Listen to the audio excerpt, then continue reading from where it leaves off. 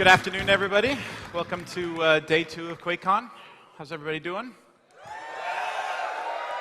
The balls has kicked in. You guys are awake. That's good.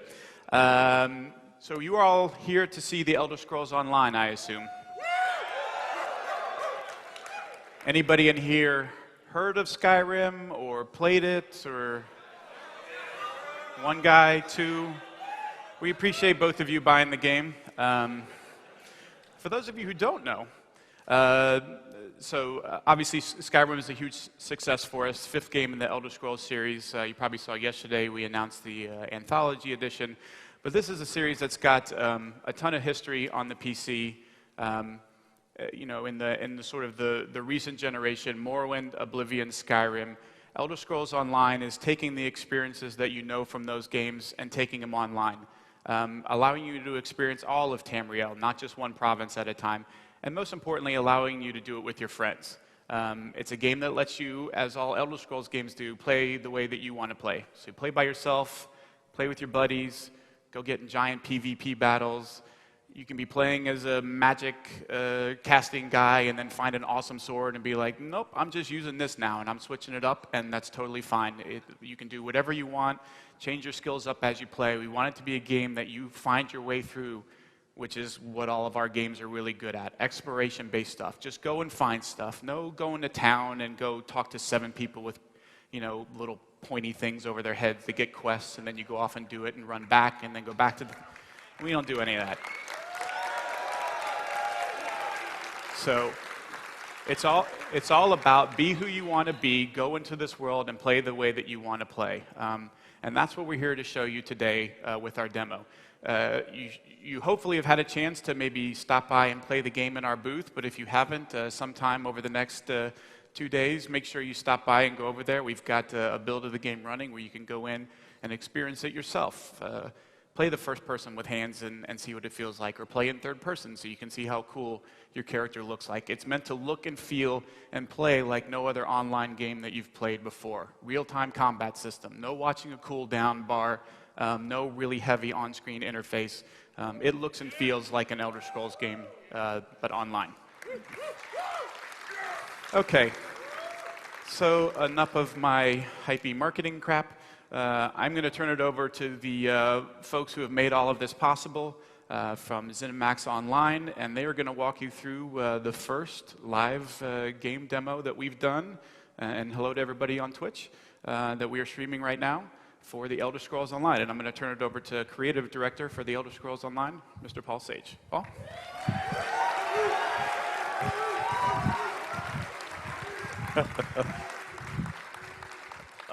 Hi. Hi. More importantly than me, joining me on stage, we have a few people who are going to be going through this absolutely live demo with me. So if anything happens, that's good. It's supposed to. It's a live game.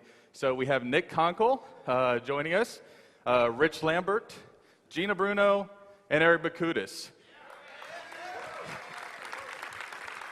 And also joining me are a lot of people watching from home, a team that has made this possible. So if you guys can just say hi to them, that would be great. All right. All right. Thank you so much. So without too much further ado, we're going to give you this look at Elder Scrolls Online, and we're going to go ahead and jump in. All right. So this is the first thing you will see when you get into the game is character creation. And Nick is going to take you through this a little bit. One of the first choices you'll make in a game that's all about choices is which alliance do you want to join. Because it is time of war right now. And the time of war is all about you fighting a battle with your friends, against people you don't know, all over the game. And now we're going to let Nick kind of show you. And hopefully I'll do a little less talking as this goes through, and you get to see more.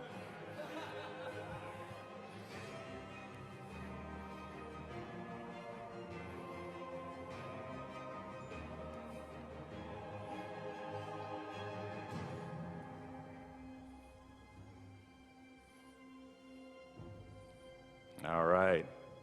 So Nick's going to take a character that's not brand new. We're going to take you into a different area. If you are familiar with the game Morrowind, then you might see some recognizable landscape and features in what we're about to show you. We're about to show you. And it's an area called Deshaun. So where there are a lot of people that played Morrowind, I take it? All right. So, you know, kind of the story of the alliance that's taking place here that we'll see shortly is that these alliances we have the Nords, we have the Dark Elves of the Dunmer, and we have the Argonians. And there's a lot of people who want to know, well, why are these people allied? Why would they be allied? Well, naturally they wouldn't, because they used to be natural enemies. But after such a time of war like this, or where they had it, so many invasions come into it, they were just like, okay, we're done with this. We can't stand it. We're not going to put up with it. And so they decided to form an alliance. And so you're coming into that alliance right here.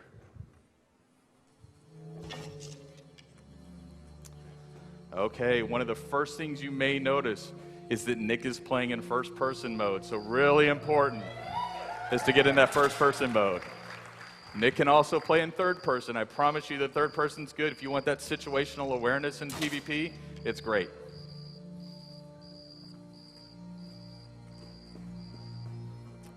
Now you might also notice how smooth Nick's controls seem. Not only is Nick good, but we have mouse look always on. These are controls like, I don't know, has anybody here ever played an FPS? Do you know what that is? If so, the control should feel familiar to you. So Nick just presses his left mouse button to attack. He holds it down if he wants to do a heavier attack, or to block, he just hits his right mouse button.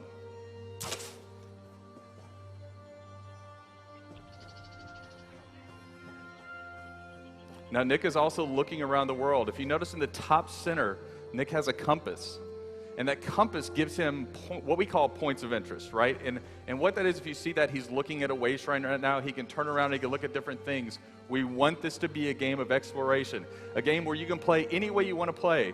If you see something over in the horizon that you want to go do, you should go do that.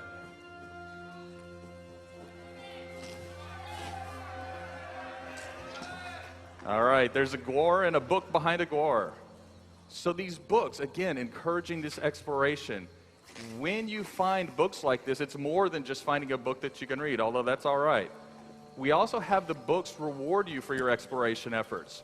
So if Nick pulls up his skill screen here, then what I'll show you is that not only do you get the skills that you have as part of your class, but when you join the Mages Guild, the Fighters Guild, or maybe become a vampire or werewolf, you have these entire skill lines available to you that you pick up sort of dynamically.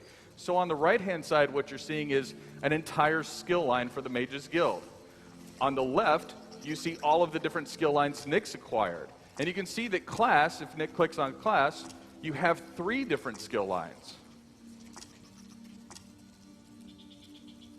And now what you're seeing is what we call a morph choice. So as you kind of use a skill over and over, you gain in strength with that skill.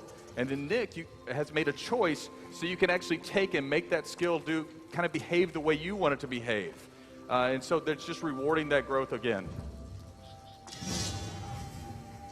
Need to lighten your load. Justice knows no sleep. Neither does profit. When there's trouble, prices go up. That's why I'm here. Indeed, it is fully voiced. Defisi pays me well to make sure there's no trouble. So do me a favor and don't start any.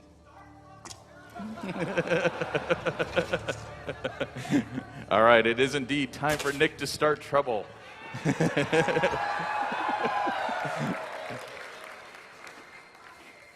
All right, Nick. So that was a little look at Deshaun. We're going to take you to another area in Morrowind, and this area is called Stonefalls. Now, what you'll notice is Nick is teleporting pretty easily here. So we think that world exploration is a huge part of the game, but not only is world exploration a part, but we want you to be able to get to where you've been quickly. So we've developed a waypoint system, or way shrines, that allow you to travel to each of the way shrines in the game that you've already discovered.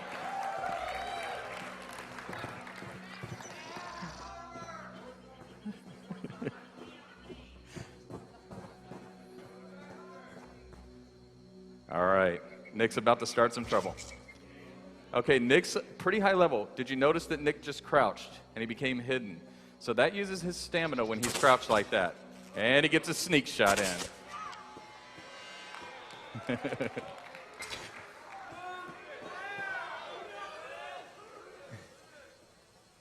And maybe you noticed that Nick changed his weapons with just the press of a button there and went to dual wield. Any character can use any weapon in this game. Your class does not affect that. You can use any armor.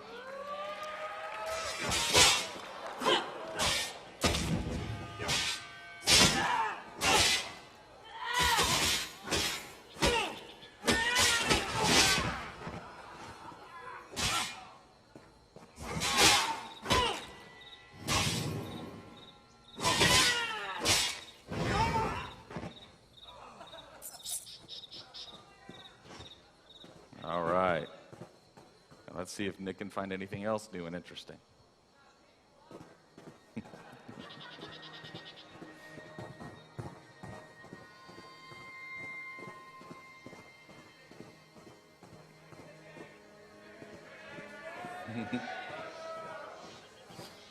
You might see a netch here or two. Anybody remember netches?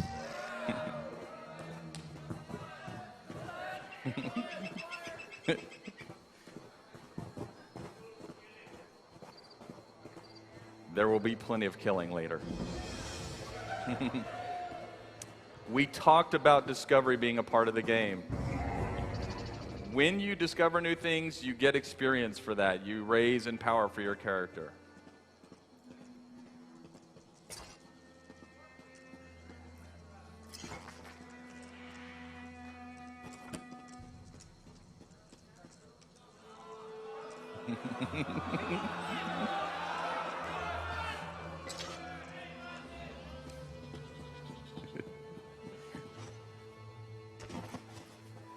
Nick's being restrained today.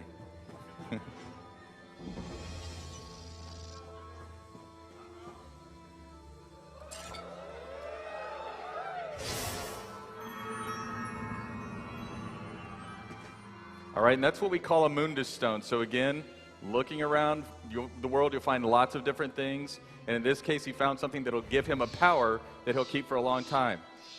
But you know, this game is called Elder Scrolls Online for a reason, and that's because you get to play with other people. So Nick's going to use something that we call looking for group. You might be familiar with something like this.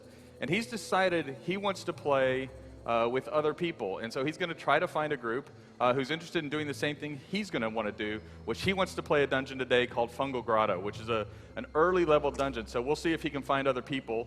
Strangely enough, he did find other people. And here we are. Now, we talked about, as well, being able to travel to places you've already been. But what if you just want to get into the game really quickly and meet your group mates? Well, you can travel to one of your group mates or to a safe location near your group mates. And so here, Nick is traveled to a way shrine, which is the safest location near one of his group members. Because if you traveled right to them, they might be in a... To me, stranger. Indeed. A troubling situation that they couldn't get out of. So I want to put you in a safe spot.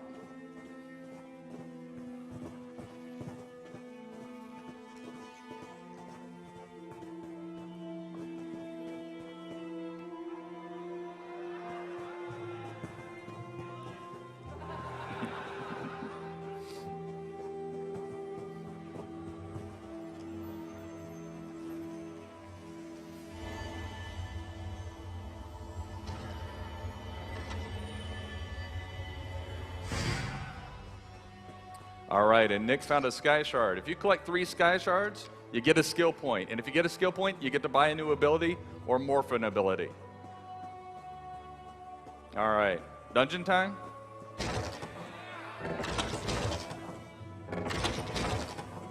Okay, so in order for this to go a little quicker, I'm going to give you a little bit of the story here, which is there is a person in this dungeon who requests that your group help her to get to a certain location in the dungeon, but she's blocked by goblins and by what we call dreg. And so she suggested that there might be a way to kill goblins and recruit them to help you get to that location.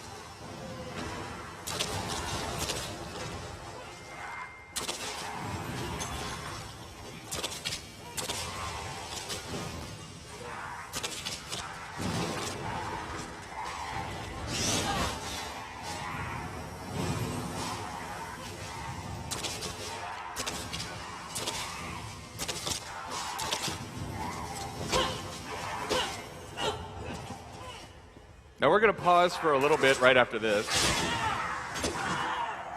So what you may have noticed is that we want you to fight multiple creatures. We don't just want you fighting one creature in a dungeon.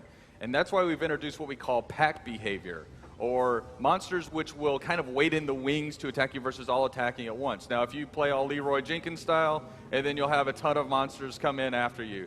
But here you can see that if you control yourselves, you'll have a really good fight that you can manage, and it's a lot of fun to see these monsters come in after you. All right.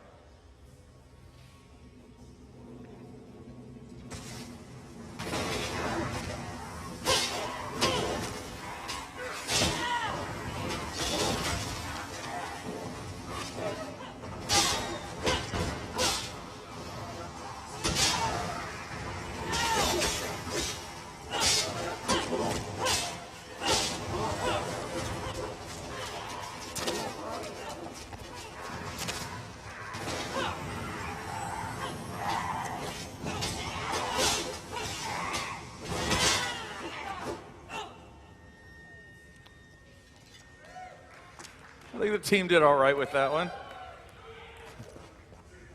All right, and that loot is instanced to Nick, so you don't have to fight over loot when you get loot.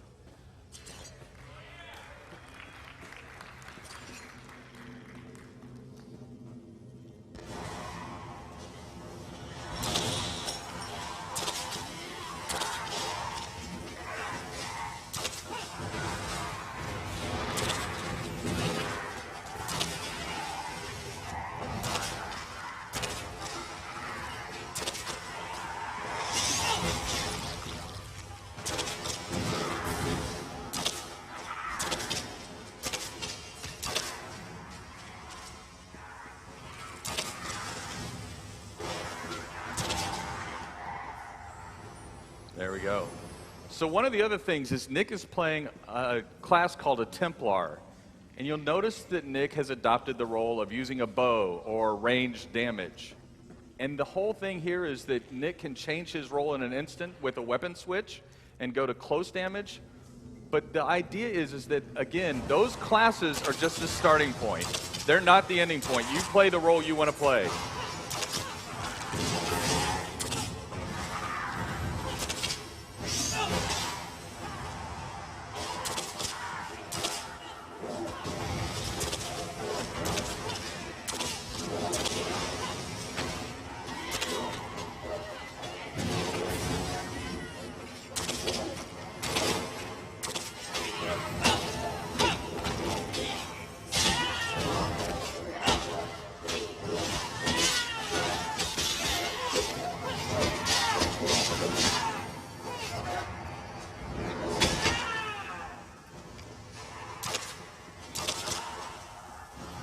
Now what you'll see is we have NPCs that are working together.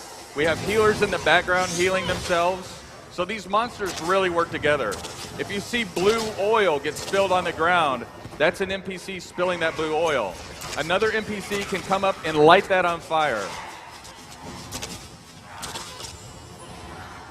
And there we have some of that blue oil. So again, these monsters really work together against your party.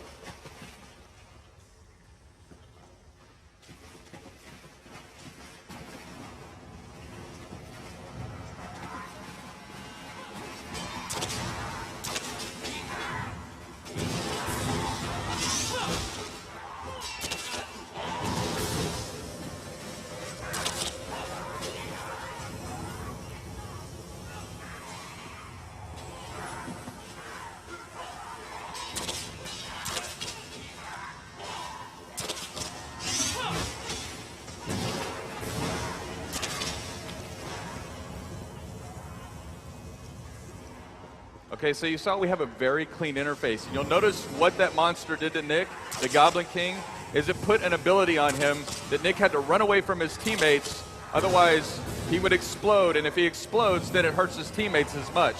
So we want to keep you active and looking in the world.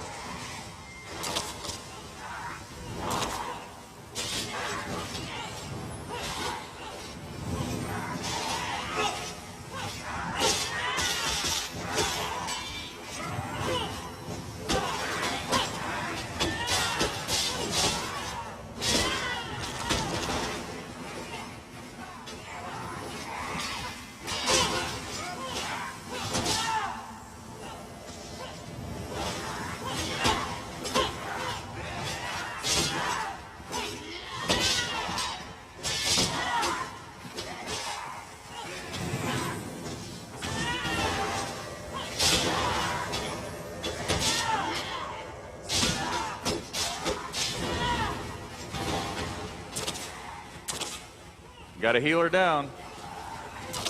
All right, but the group was able to do it. All right, so Plugi, who died, thankfully can come back. And so we have what we call soul gems in the game. And if you know soul gems, with us, this means you can actually resurrect your allies. So you can choose to do it, or if you have a soul gem and you die, you can resurrect on the spot. If you don't have a soul gem, then you can go back to the earlier start of the dungeon. But every time you die, there will be a penalty and your armor will degrade.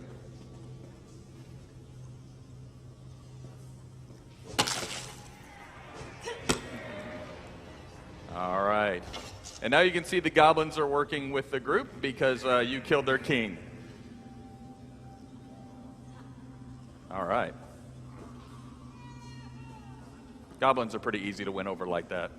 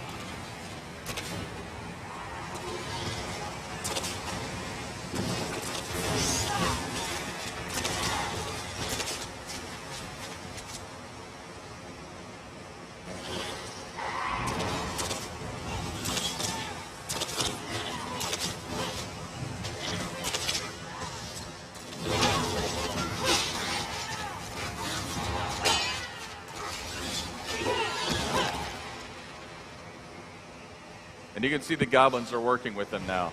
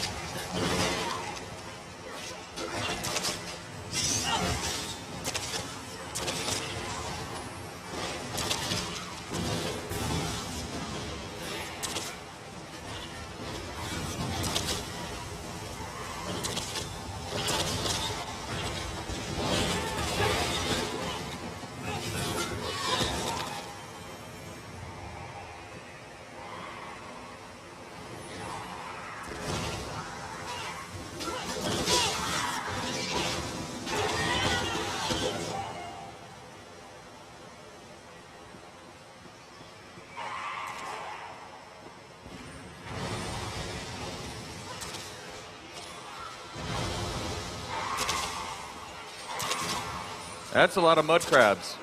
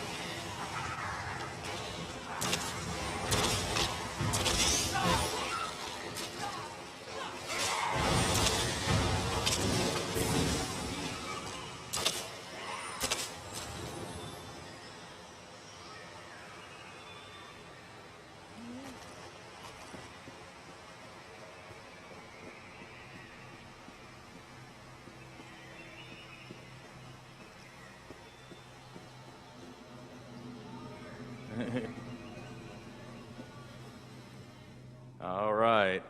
And there we go. And that was just a taste of Elder Scrolls Online.